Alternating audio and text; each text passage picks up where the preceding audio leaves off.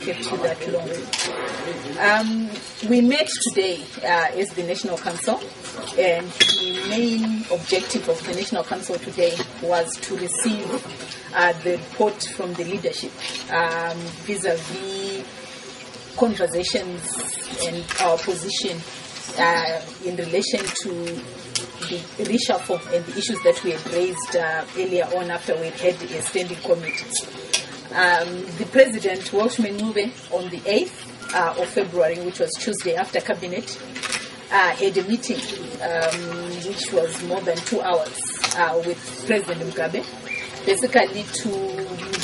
formally inform him of what had happened, the changes that had taken place at Congress, but also to formally inform him on the issues that the Standing Committee had resolved on. In particular, the issues that most of you have been reporting on, but let me just speak to them again. You will remember that the Standing Committee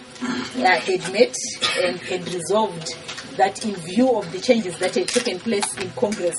it was therefore going to put in a reshuffle. And that reshuffle would have meant that President Ncube, who was duly elected as the president of the party, would then assume the Deputy Prime Minister position, that Priscilla Misaira Bunchonga would then move from the Minister of Regional Integration to take on the position of the Minister of Industry and Commerce, and that the former President Mutambara would then move in to take in the position of the Minister of Regional Integration.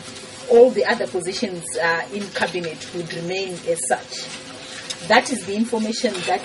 President Ncube then took to President Mugabe so that he could be formally informed and requested to implement the decision of the party. The long and short of it is that after a back and forth,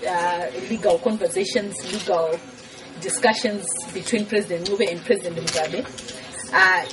President Mugabe then said he was going to consult, and that he was going to consult the Prime Minister, who is the other principal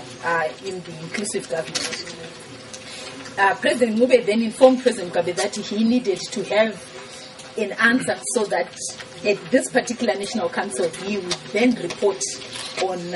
what President Mugabe would have said at that meeting. President Mugabe then indicated that he needed a day and that President Ncube should come and have that conversation with him and get what his response would be. Consequently, our President went to meet President Mugabe on Wednesday, which is